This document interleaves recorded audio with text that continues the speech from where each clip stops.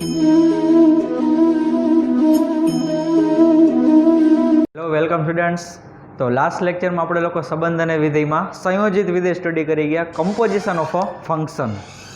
આજના લેક્ચરમાં આપણે લોકોએ એક્સરસાઇઝ 1.3ના સમ્સ છે એની ડિસ્કશન કરવાની છે, પરંતુ એના પહેલાં મારે તમને બે ક્વેશ્ચન જે એક્સ્ટ્રા કરાવવા છે કે જે એકદમ સિમ્પલ લેવલના છે, એટલે તમને જસ્ટ આઈડિયા આવી જાય કે કમ્પોઝિશન ઓફ અ ફંક્શન આપણે કઈ રીતના એના સમ છે એ સોલ્વ કરવાના છે. રેડી? ચાલો, તો બે ક્વેશ્ચન છે એ તમને એક્સ્ટ્રા કરાવી દઉં કે જેની રકમ છે હું બોર્ડ ઉપર લખું છું અત્યારે. ચાલો, તો એ ક્વેશ્ચન જે છે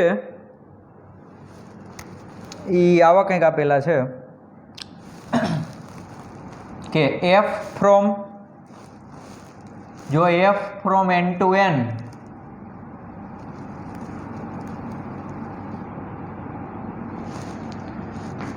f of x is equal to 2x plus 3 અને g from n to n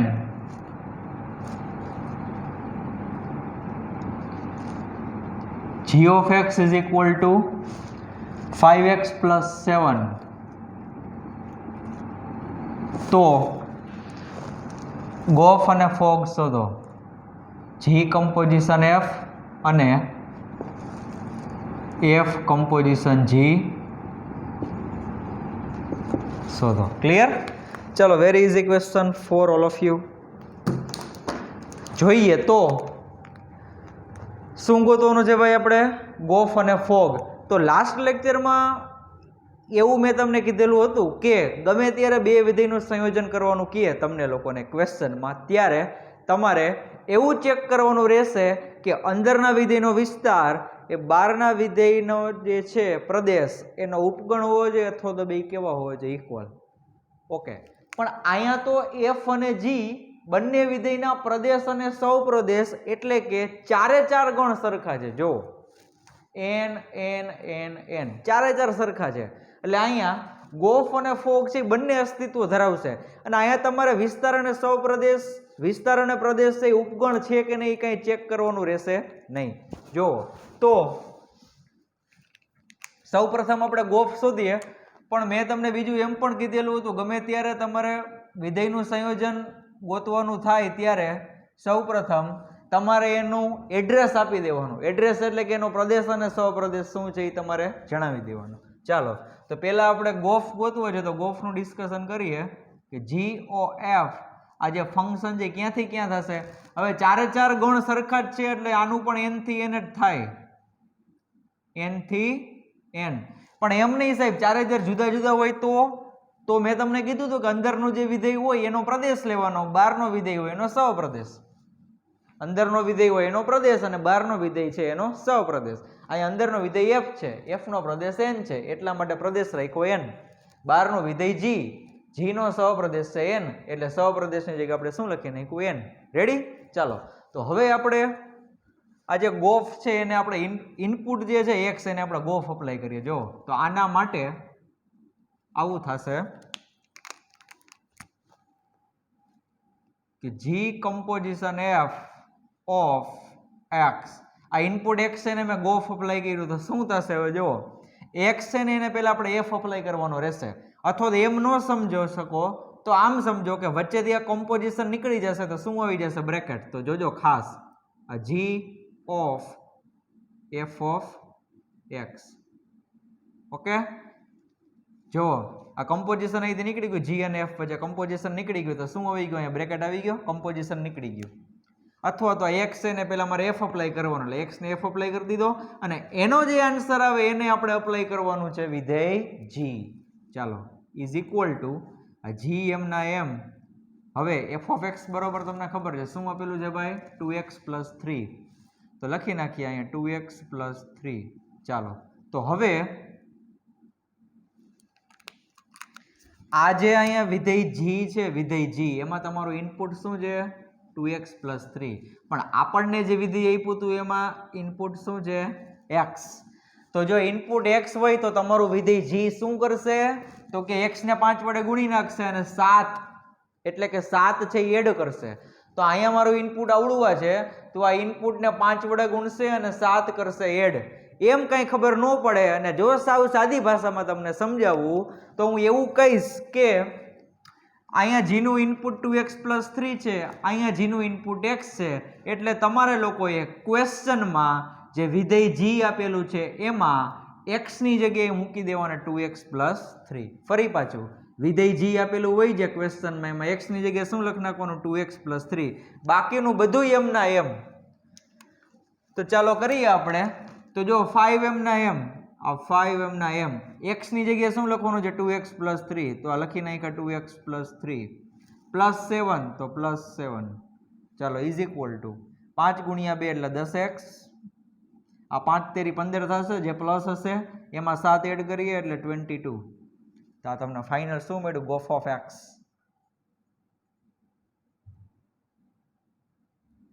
this is your final answer.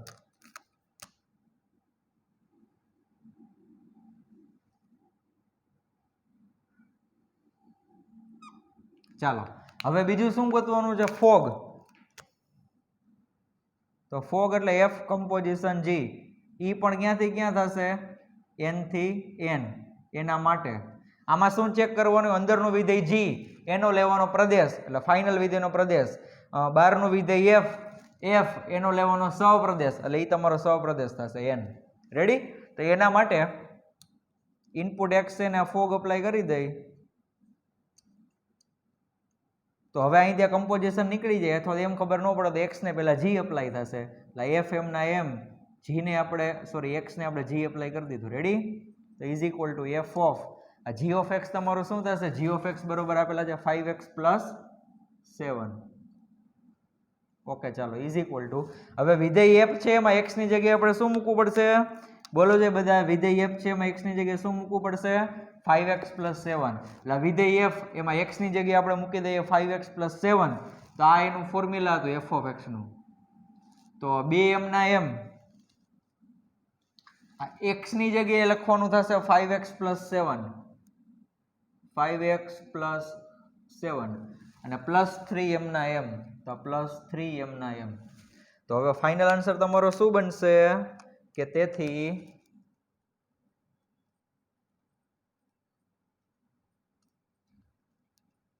શું બનશે? જો 5 ગુણ્યા 2 એટલે 10x, 2 ગુણ્યા 7 એટલે 14, 14 ને 3 એટલે 17.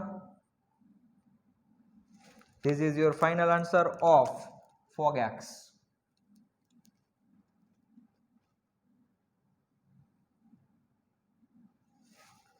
વાત સમજાણી? શું મળ્યું આ ફોગ એક્સ? તો લાસ્ટ લેક્ચરમાં મેં તમને એમ પણ કીધેલું હતું કે ફોગ અને ગોફ એ બંનેના આન્સર જુદા જુદા હોઈ શકે છે. તો અહીંયા ગોફનો આન્સર આવતો હતો 10x+22, ફોગનો આન્સર આવે છે 10x+17. અને જ્યારે પણ તમને આવી રીતના કે ગોફ શોધવાનું ત્યારે ગોફ છે એક્સ ને પહેલા ગોફ અપ્લાય કરવાનો, પછી આ બધી પ્રોસિજર થાય. ખાલી ગોફ બરોબર આવું કંઈ મળે નહીં 10x+22. ઘણા ઉતાવળમાં ડાયરેક્ટ આવી રીતના લખે કે ગોફ બરાબર g of f of x, પણ અહીંયા x આવ્યો તો અહીંયા x તો તમારે પહેલા રાખવો પડે ને. તમારો વેરિયેબલ x છે એને તમે પહેલા ગોફ અપ્લાય કરશો. ગોફ અપ્લાય થાય એટલે એનો મતલબ કે પહેલા f અપ્લાય થશે, એટલે f અપ્લાય કર્યો પછી અપ્લાય થાય g, એટલે પછી આપણે g અપ્લાય કરશું. એટલે મહેરબાની કરીને અહીંયા x લખવાનું ભૂલાય નહીં. જો વેરિયેબલ n રાખવો હોય તો n, એ પછી ક્વેશ્ચન ઉપર ડિપેન્ડ કરે. ક્વેશ્ચનમાં વેરિયેબલ x હતો એટલે મેં અહીંયા x રાખ્યા. જો ક્વેશ્ચનમાં વેરિયેબલ n હોય તો હું અહીંયા n રાખીશ. Is it clear everybody? Okay. પહેલા આવી રીતના એડ્રેસ એટલે કે પ્રદેશ સહપ્રદેશ, પછી વિધેય ગોતવાનું, પછી ફોગ તો ફોગનો પ્રદેશ સહપ્રદેશ, પછી એનું કેલ્ક્યુલેશન. રેડી? તો હજી આવો આપણે બીજો એક ક્વેશ્ચન સોલ્વ કરી નાખીએ, પછી આપણે એક્સરસાઇઝ 1.3 ઉપર જમ્પ કરશું. ચાલો જુઓ. તો હવે બીજો ક્વેશ્ચન જોઈએ. આવું આપેલું છે કે જો f from r to r અને f of x is equal to x cube, g from r to r, g from r to r અને g જી ઓફ એક્સ બરોબર એક્સ રેસ ટુ 5 એક્સ ની 5 ઘાત છે ફરી પાછું લખી નાખું g of x is equals to x raise to 5 ચાલો તો હોય તો સાબિત કરો કે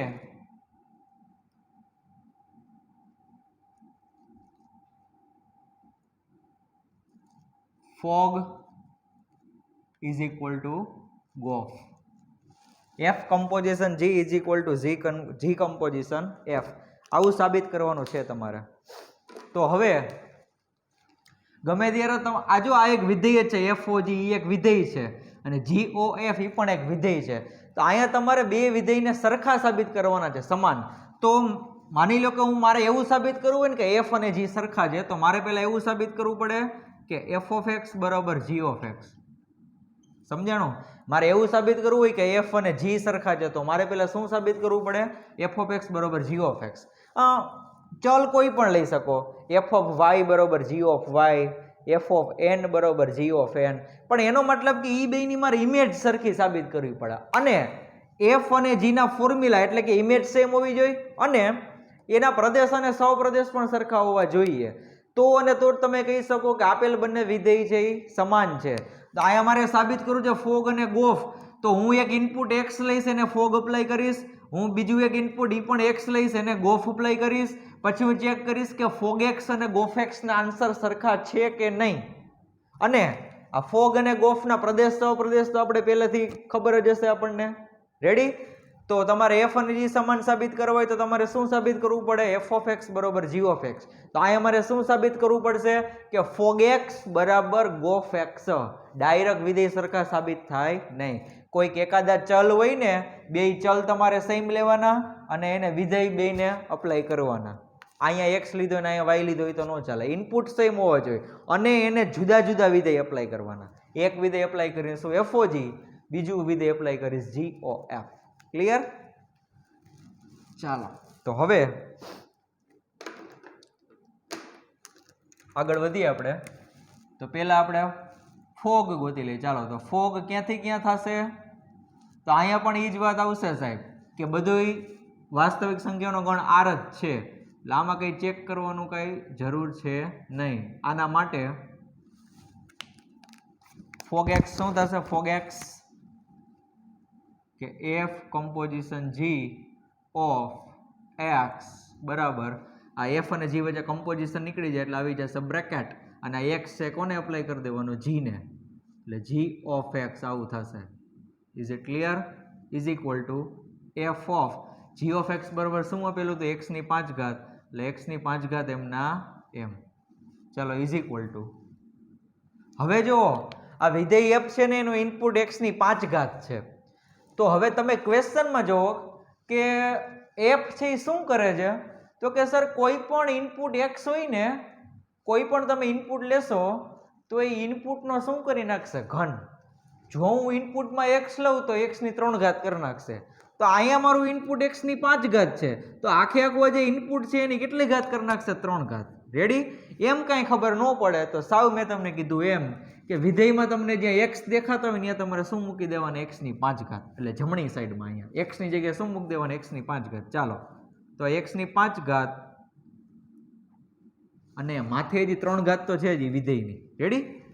આ x ની 5 ઘાત જે મારું ઇનપુટ હતું આ ઇનપુટની મેં 3 ઘાત કરી નાખી.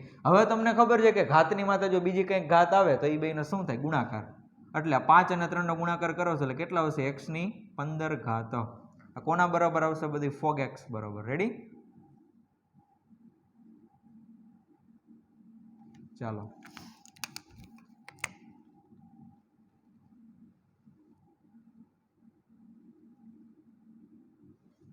એવી જ રીતના હવે આપણે ગોફ ગોતી લઈ કે g કમ્પોઝિશન f ફ્રોમ ઈ પણ ક્યાંથી ક્યાં થશે? r થી r. માટે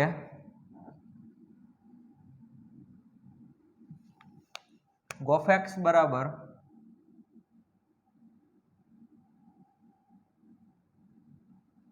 શું થશે? g of f of x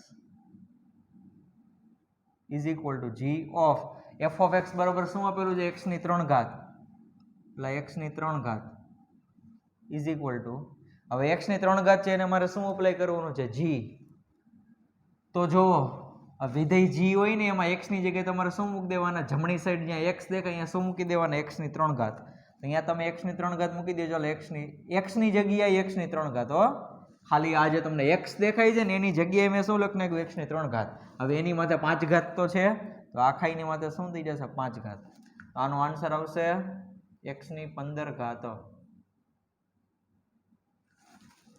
કોના બરાબર એવું ગોફ બરાબર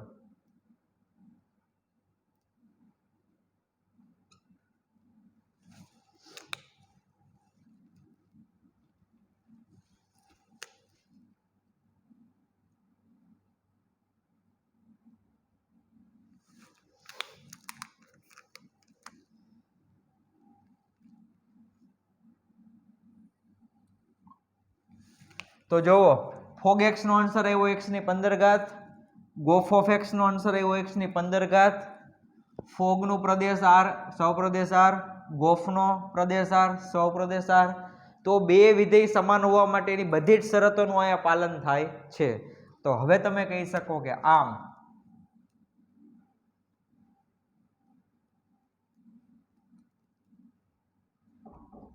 ફોગ બરાબર ગોફ ઓકે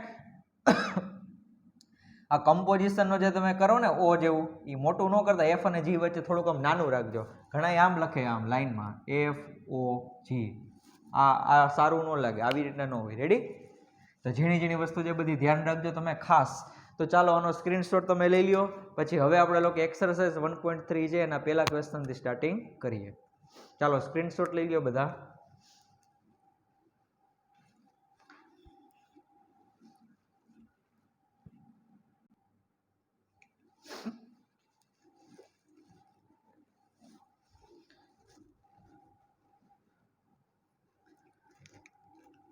ઓકે સ્ટુડન્ટ્સ તો ચાલો એક્સરસાઇઝ 1.3 છે એનો આપણે ફર્સ્ટ ક્વેશ્ચન સોલ્વ કરીએ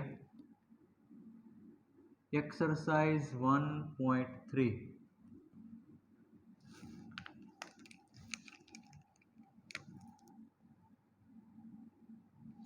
રેડી ચાલો શું કહે છે ક્વેશ્ચન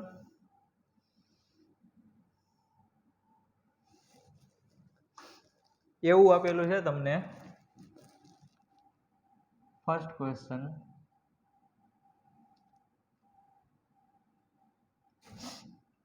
કે ધારો કે f બરાબર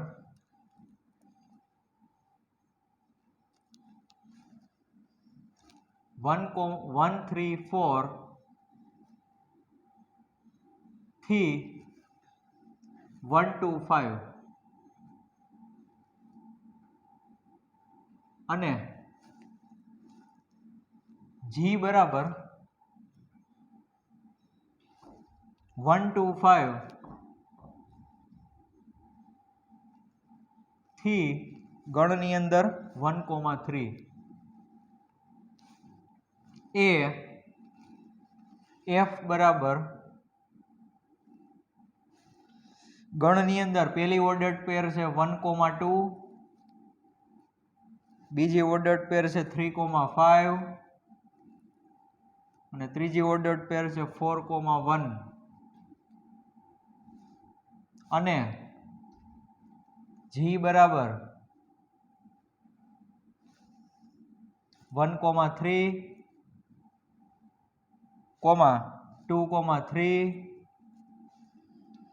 5,1 દ્વારા વ્યાખ્યાયિત વિધેયો છે દ્વારા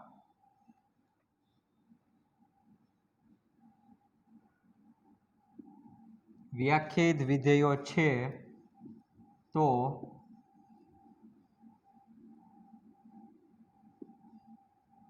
ગોફ શોધો ગોફ ચાલો તો આપણે કઈ ટેક્સ્ટબુક વાળા જે ક્વેશ્ચન પૂછે એમાં આપણે કોઈ દિવસ વિશ્વાસ કરવાનો નથી વિશ્વાસ મીન્સ કે તમને ગોફ શોધવાનું કીધું એટલે તમે ડાયરેક્ટ ગોફ ના ગોતો પહેલા તમે ઓલી શરતનું સમાધાન થાય છે કે એ ચેક કરો કારણ કે ક્યારેક હું તમને એવો ક્વેશ્ચન પૂછી લઈશ કે જ્યારે ગોફ અથવા તો ફોગ કે તમને જે ક્વેશ્ચનમાં પૂછ્યું હોય અસ્તિત્વ ધરાવતું હોય નહીં, હું તમને એકાદા બે ક્વેશ્ચન એવા કરાવીશ, પણ હજી થોડીક વાર છે. એટલે જો તમારી ટેવ પહેલેથી હશે ઓલું ચેક કરવાની તો તમે એમાં સલવાશો નહીં. બાકી જો ટેક્સ્ટબુકમાં કે ક્વેશ્ચનમાં ગોતવાનું કીધું અને તમે જો ગોતવા માંડ્યા તો મૈરા ક્યારેક સલવાઈ જશો. રેડી? તો અહીંયા મારે શું ચેક કરવું પડશે કે અંદરના વિધેયનો વિસ્તાર એટલે કે f નો વિસ્તાર એ બહારના વિધેયનો પ્રદેશ એટલે કે g ના પ્રદેશનો ઉપગણ છે કે નહીં. તો ચાલો f નો વિસ્તાર એટલે વિધેય f ની અંદર આ જે બીજા ઘટક હોય ને, જે બધા અલ્પવિરામ પછીના ઘટક, ઈ શું દર્શાવે? તમને વિસ્તાર દર્શાવે. એનો મતલબ કે વિસ્તાર કોને કહેવાય? આઉટપુટોનો બનેલો ગણ, પ્રતિબિંબોનો બનેલો ગણ. આ પેલા જે ઘટક હોય શું દર્શાવે? ઇનપુટ. તો 1 નું આઉટપુટ 2, 3 નું 5 અને 4 નું 1. એનો મતલબ કે 2, 5 અને 1 છે એ શું છે? શું છે? f નો વિસ્તાર છે. આ રહ્યું 1, 2 અને 5. તો ઈ કોનો ઉપગણ હોવો જોઈએ અથવા તો ઇક્વલ હોવો જોઈએ? g ના પ્રદેશનો. તો g નો પ્રદેશ શું છે? 1, 2, 5. ઈ બે ઇક્વલ છે. જો f ના પ્રદેશમાં કયા ત્રણ ઘટક આવ્યા હતા? 1, 2 અને 5. g ના પ્રદેશમાં પણ શું છે? 1, 2 અને 5. તો અહીંયા આપણને ગોફ મળશે. ગોફ મળશે. રેડી? ચાલો તો હવે એ આપણે ગોફ છે, ગોફ એનું પેલા એડ્રેસ લખી નાખીએ કે ગોફ છે ક્યાંથી ક્યાં મળે. તો ચાલો ગોફ છે ક્યાંથી ક્યાં મળે? તો કમ્પોઝિશન થયા પછી તમને જે ફાઇનલ વિધેય મળે એનો પ્રદેશ એ શું હોય? તો કે અંદરના વિધેયનો પ્રદેશ એટલે કે f નો પ્રદેશ. શું છે f નો પ્રદેશ? 1, 3, 4 થી ગોફનો સહપ્રદેશ કોણ હશે? તો કે બહારના વિધેયનો સહપ્રદેશ એટલે કે g નો સહપ્રદેશ. આ રહ્યો g નો સહપ્રદેશ. આ તમારો પ્રદેશ અને આ સહપ્રદેશ. માટે ચાલો હવે આવું કરવાનું કારણ ઈ કે હવે તમને ખબર પડી ગઈ કે ગોફનો પ્રદેશ આવડવા છે 1, 3, 4. તો હવે તમને ઈ આઈડિયા આવે કે આ ત્રણ જે ઘટક છે એને મારે આવડવા વિધેય એપ્લાય કરવાનું છે, g કમ્પોઝિશન f. જો તમે આવડવા લખો નહીં પ્રદેશથી સહપ્રદેશ તો તમે મૂંઝાઈ જશો કે અહીંયા ટોટલ 2 પ્રદેશ છે, હવે કોને મારે અપ્લાય કરવું? એટલા માટે દર વખતે તમને કહું છું કે ગમે ત્યારે સંયોજન આવે ત્યારે આવી રીતના પહેલા એડ્રેસ આપી દો વિધેયનું કે આ એનો પ્રદેશ છે અને આ સહપ્રદેશ છે. રેડી? તો હવે મારે 1 by 1 આ 1, 3 અને 4 ને આવડવા વિધેય એપ્લાય કરવાનું છે ગોફ. તો નિરાતે બધાએ ધ્યાન આપજો, ભલે તમને આવડતું હોય પણ એને લખવું કઈ રીતના એને નિરાતે સમજો. ચાલો તો તેથી અથવા તો માટે ગોફ છે, ગોફ એને પેલા આવી રીતના એક કાઉન્સ કરી નાખવાનો. હવે આ ગોફ પેલા તમે કોને અપ્લાય કરશો? 1 ને, એટલે બ્રેકેટમાં કર્યા 1 ઇઝ ઇક્વલ ટુ, હવે આ 1 છે એને પેલા f અપ્લાય કરવાનો અને એ ટાઈમે કમ્પોઝિશન અહીંથી નીકળી જશે. એટલે શું થશે? આવું થશે કે g કમ્પોઝિશન, સોરી કમ્પોઝિશન તો નીકળી ગયું ને, g અને f વચ્ચે કમ્પોઝિશન નીકળી ગયું એટલે શું આવ્યું? બ્રેકેટ આ 1 is equal to f of 1 નો આન્સર શું આવે ભાઈ? f of 1 નો આન્સર એટલે કે 1 નું આઉટપુટ કયા વિધેયની હેઠળ? f ની હેઠળ. તો આ f એમાં 1 નું આઉટપુટ શું મળ્યું આપણને? 2. આમ ચેક કરવાનું છે તો સાહેબ અહીં 1 છે પણ 1 ઇનપુટમાં હોય ને એનું મારે આઉટપુટ ચેક કરવાનું હોય. ઇનપુટમાં જે ઘટક હોય કયા નંબર ઉપર હોય? પહેલા નંબર ઉપર, અલ્પવિરામની પહેલા. તો અહીં અલ્પવિરામની પહેલા 1 અહીંયા છે એટલે અહીંયા જે 1 દેખાય છે ને ઇનપુટનો 1 છે અને અહીંયા જે એવડો 1 દેખાય છે ને આઉટપુટનો 1 છે. રેડી? તો અહીંયા જે અમારો 1 છે એને હું ફંક્શન અપ્લાય કરું છું f, એનો મતલબ કે એ મારું ઇનપુટ છે. તો 1 નો આન્સર આવશે 2 એટલે કે f of 1 નો આન્સર આવશે 2. તો g m ના m આ f of 1 ની વેલ્યુ મેં મૂકી દીધી 2. હવે શું કરવાનું છે? 2 નું આઉટપુટ કયા વિધેય હેઠળ? g વિધેય હેઠળ. તો આ વિધેય g એમાં 2 નું આઉટપુટ એટલે અહીંયા જો આ 2 ઇનપુટ તરીકે છે, આ 2 ની બાજુમાં શું લખ્યું છે? 3 એટલે કે 2 નું આઉટપુટ 3 મળે છે એટલે આ 3. ચાલો ઓકે. હવે ઘટક બીજો આવશે 3 નંબરનો, સોરી 3 નંબરનો નહીં 3 પોતે. એટલે આવું થશે કે g composition f of 3 is equal two, હવે અહીંથી કમ્પોઝિશન કાઢી નાખો એટલે આવું થશે કે g of f of 3 is equal two g m ના m. હવે f of 3 નો આન્સર શું આવે છે?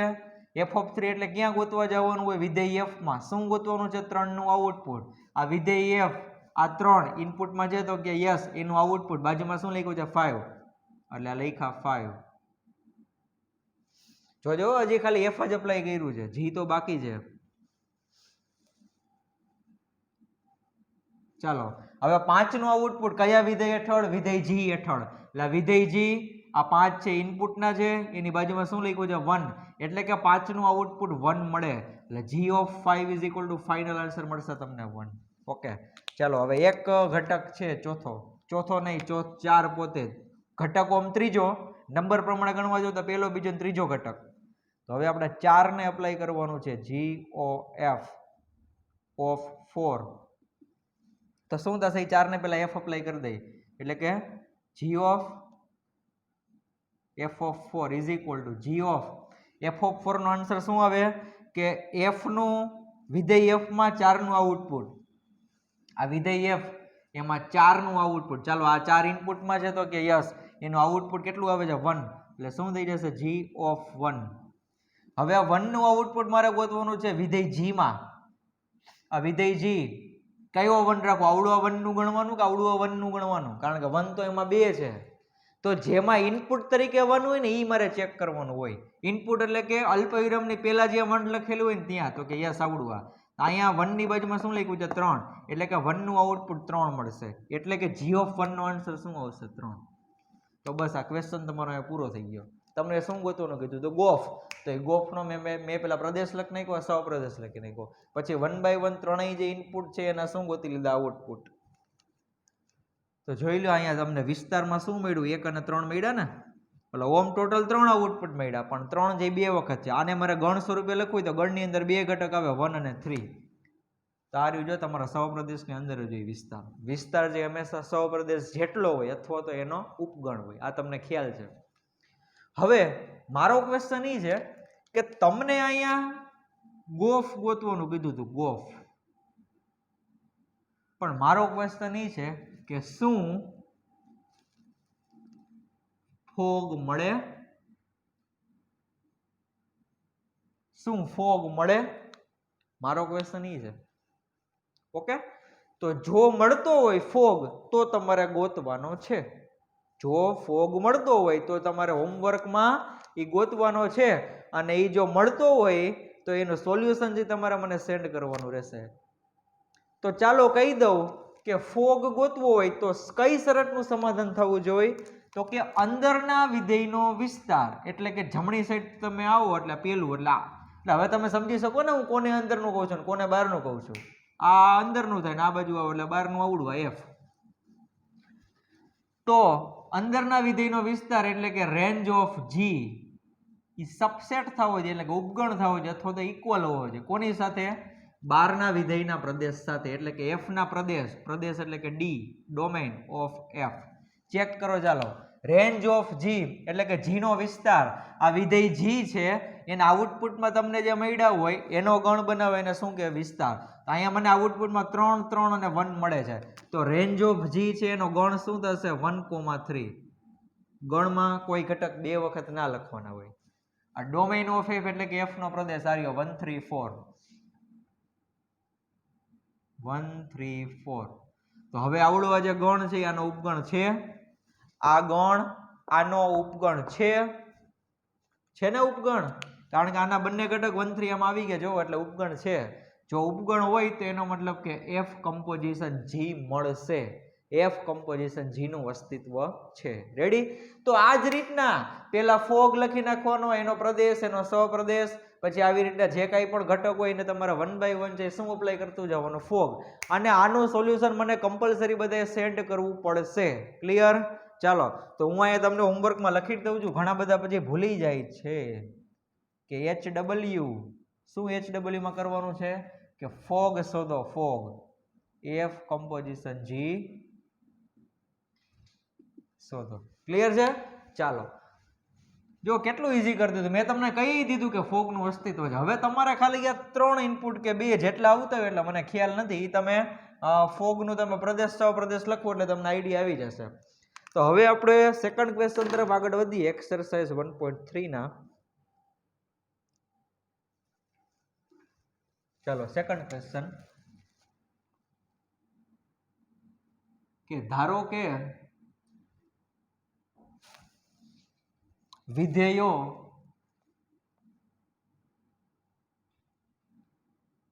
એફ, જી અને H R થી R આપેલા છે.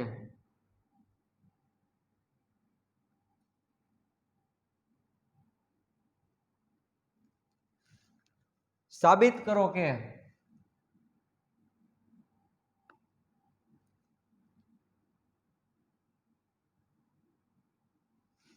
શું સાબિત કરવાનું છે?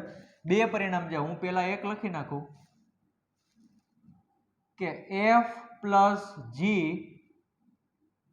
composition H is equal to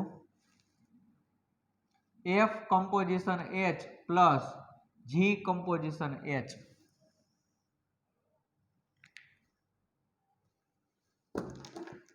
ready? આ એક વિધેય છે આખે આખું, અહીંયા પણ આ એક વિધેય છે, વચ્ચે ઇક્વલ છે. એનો મતલબ કે મારે બે વિધેય સરખા સાબિત કરવાના છે. હવે એમ કહેતા નહીં, આ તો સાહેબ સાવ સહેલું છે. થોડીક વાર માટે કમ્પોઝિશન જઈને હું ઓ બોલું છું, થોડીક વાર માટે, તો શું થશે? તો કે સર આ OH છે એ F ને આપી દો એટલે થશે FOH. આવી ગયું. પછી આ O અને H છે G ને આપી દો એટલે GOH. આ ત્રણેયનો ગુણાકાર, વચ્ચે પ્લસ છે તો પ્લસ. એટલે એવું ન હોય, એ વાસ્તવિક સંખ્યા માટે થાય. જો આ OH, F અને G ચારે ચાર જે સંખ્યા હોત તો તમે કહી શકો કે OH નો F સાથે ગુણાકાર, OH નો G સાથે ગુણાકાર, પ્લસ એમ ના એમ, તો વાત સાચી છે. ઘણાને આમાં ઈ જ મગજમાં નથી બેસતું કે સાહેબ આમાં સાબિત શું કરવાનું છે? આ બરોબર તો એ સાચું જ છે, પણ મને પણ ખબર છે સાચું છે, પણ આને સાબિત કઈ રીતના કરવું? તો હવે સમજજો.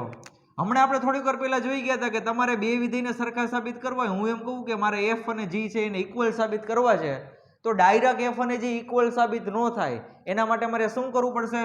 તો કે બે જગ્યાએ પહેલા એક સરખા એક ઇનપુટ લેવાના, x y n જે રાખવું હોય તે ઇનપુટ કેવા લેવાના? સરખા, બે x. હવે x ને તમારે F અપ્લાય કરવાનું, પછી x ને તમારે G અપ્લાય કરવાનું.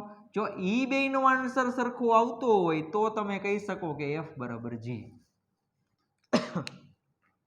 એનો મતલબ કે અહીંયા એક વિધેય છે, આવડું આ બીજું વિધેય છે. મારે શું કરવું પડશે? આ બે વિધેય છે ને, એ બંને વિધેય કોઈક ઇનપુટને મારે અપ્લાય કરવા પડશે. તો હું પેલા સ્ટાર્ટિંગ ક્યાંથી કરીશ કે એક ઇનપુટ x લઈશ, એને હું આવડું આ વિધેય અપ્લાય કરીશ. પછી સાબિત એવું કરીશ કે એ જ ઇનપુટ x એને તમે આ વિધેય અપ્લાય કરો છો. રેડી? એટલે સમજાઈ ગયું તમને? સર ઇનપુટ બે કેવા રાખવાના? સેમ. એને તમારે જુદા જુદા વિધેય અપ્લાય કરવાના. આ એક કંઈક અલગ વિધેય છે, આવડું પણ કંઈક અલગ વિધેય છે. તો હું સ્ટાર્ટિંગ ત્યાંથી કરીશ કે એક ઇનપુટ x એને હું આવડું વિધેય અપ્લાય કરું છું. જો સામેની સાઈડ પણ મને આખા વિધેય અને બ્રેકેટમાં અહીંયા x એવું હું સાબિત કરી દઉં, એનો મતલબ કે એ વિધેય છે સરખા છે. એ તમને પછી સમજાવું. પહેલા તમને ખબર પડી જવી જોઈએ કે કોઈક એકાદા ઇનપુટને મારે આવડું વિધેય અપ્લાય કરવું પડશે. ઇનપુટ સિવાયના વિધેયનું કોઈ અસ્તિત્વ છે જ નહીં. ઓકે, ચાલો. તો હવે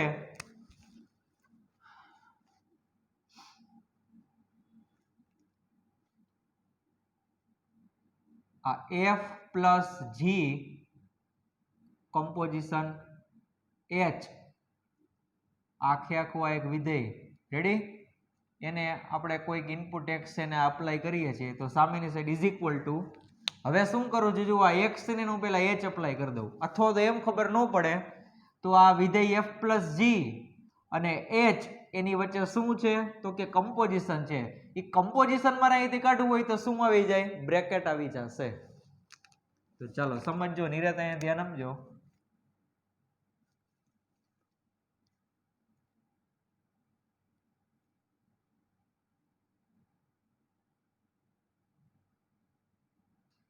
આ x ને હું h અપ્લાય કરી દઉં એટલે આવું થઈ જશે ને કે h ઓફ x.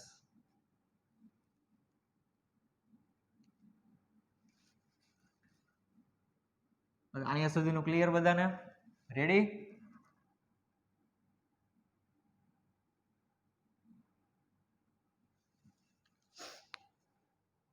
આ કમ્પોઝિશન અહીંથી નીકળી ગયું એટલે અહીંયા શું આવી ગયું? બ્રેકેટ આવી ગયો. જવા રહ્યો. અથવા તો હવે કેપિટલ બ્રેકેટ ન કરો તો ચાલશે, આમ લખી નાખો તો પણ ચાલશે. જો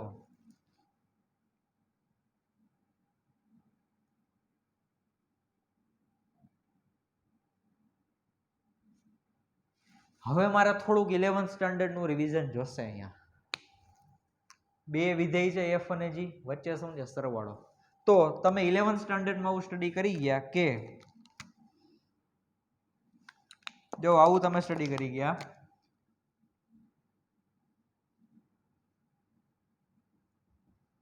બે વિધેય હોય એફ અને જી, એનો સરવાળો હોય અને એ વિધેયનો સરવાળો છે તમે એક્સ ને અપ્લાય કરો તો રાઈટ હેન્ડ સાઈડમાં શું લખી શકાય?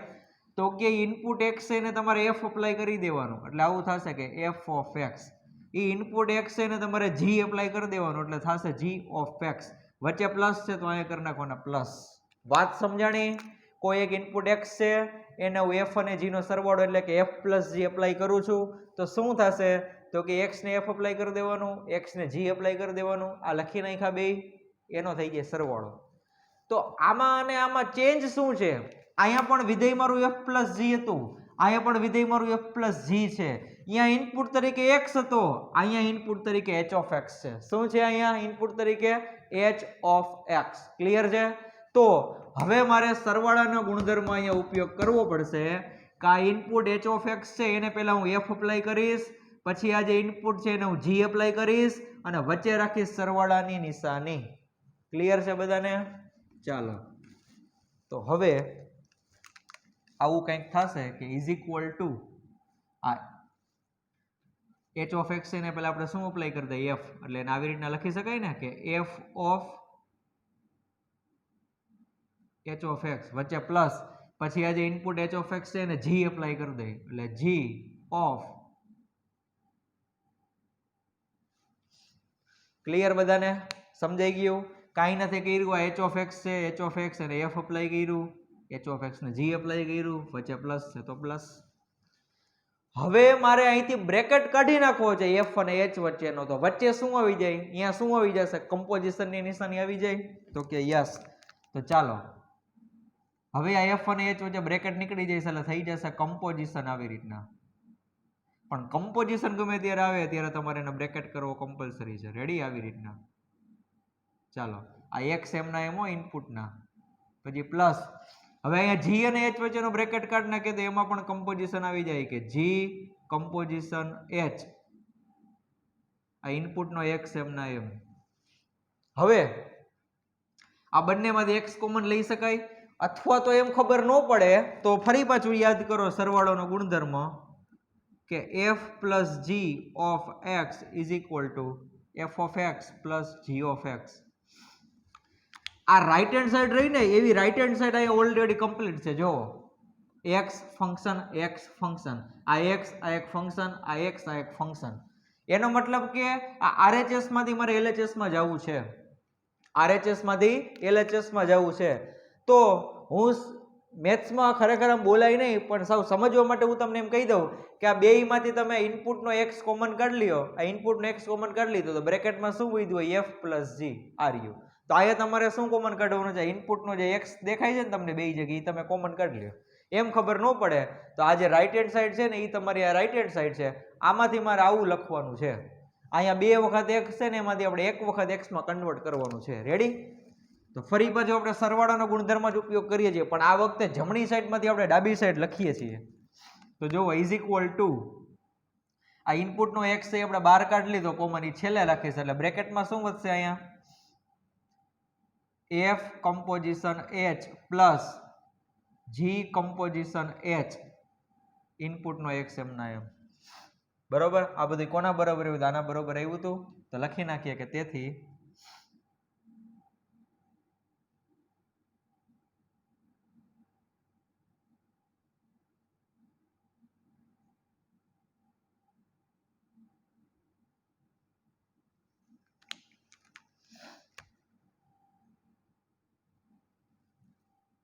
નથી કરવી. ચાલો લીટી વાંધો નહીં, કાઢી નાખો.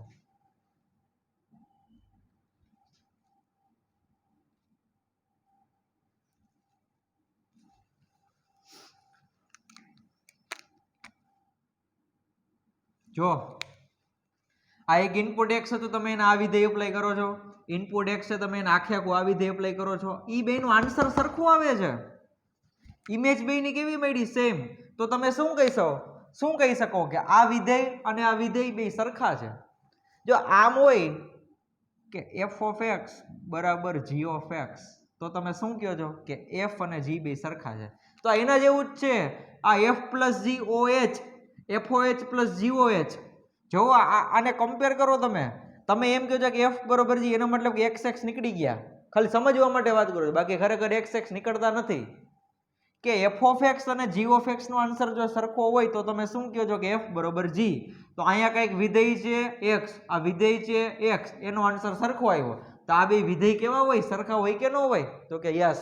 તો હવે લખો કે બે વિધેય સરખા છે. તો ચાલો લખી નાખીએ કે તેથી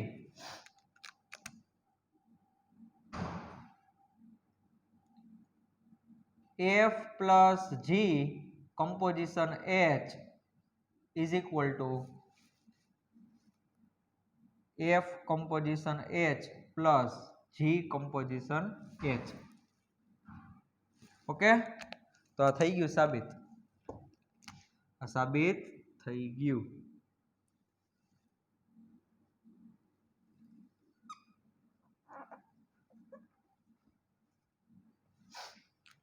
આમાં મેં વિધેયના સરવાળોનો ગુણધર્મ જે થોડોક એક આમ યુઝ કરેલો છે સાબિત કરવામાં.